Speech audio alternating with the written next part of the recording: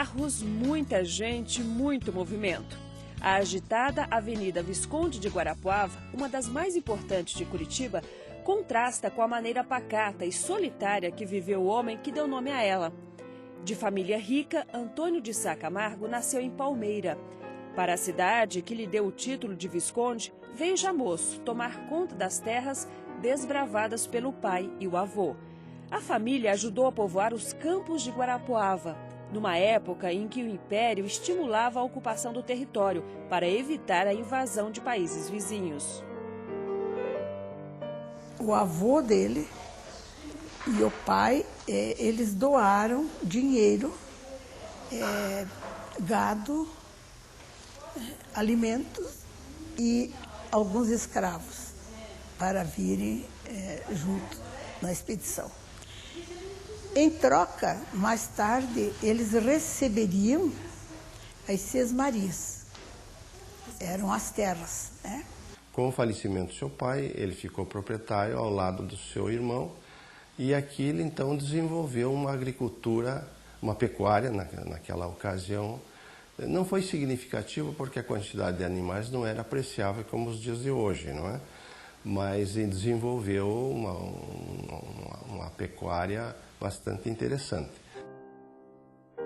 Foi no casarão da fazenda, hoje praticamente abandonado, onde aconteceu a tragédia que mudaria a vida de Antônio, a morte do filho, ainda bebê.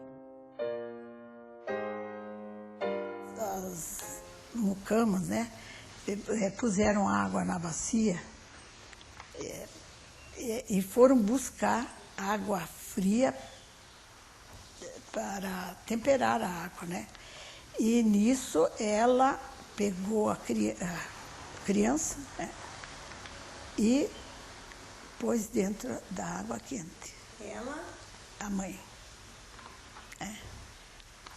Diz ali que ela queimou as mãos e, em vez de tirar a criança, ela deixou a criança na água fervente, né?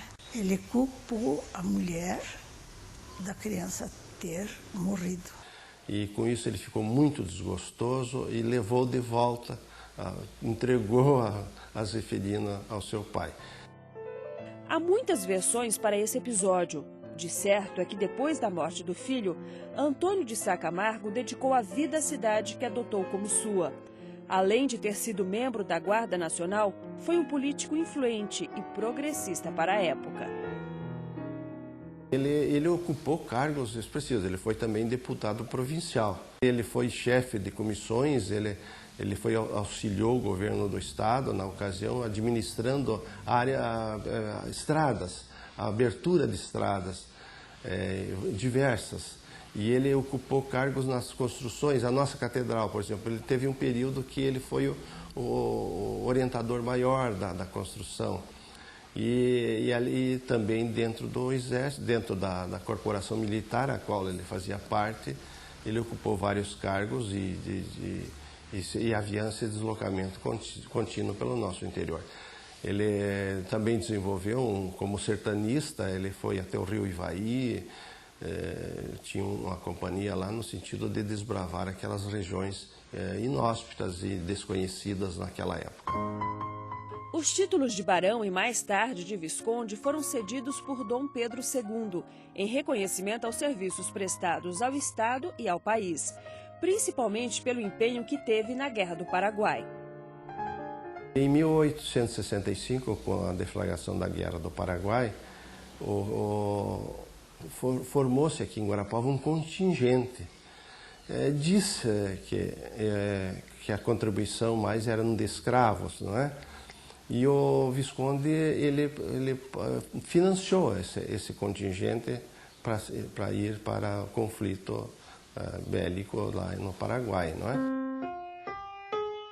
A maior parte da vida passou nessa casa, que fica no ponto mais nobre de Guarapuava. Daqui podia observar a praça, a igreja, toda a gente. A presença de Antônio de Sá Camargo foi tão marcante nesse lugar que a rua onde fica o casarão também ganhou o nome dele. Mais uma homenagem ao homem que doou parte dos bens ao povo. Foi uma dessas doações que possibilitou a construção da Santa Casa, hospital que ainda hoje é referência na capital. Visconde de Guarapuava nunca mais se casou. Se dedicou inteiramente à vida pública. Viveu e morreu sozinho, na pequena casa da rua que hoje leva o seu nome. Em Curitiba é homenageado pela comunidade. Gente que passa depressa, quase sem perceber, pela grande Avenida Visconde de Guarapuava.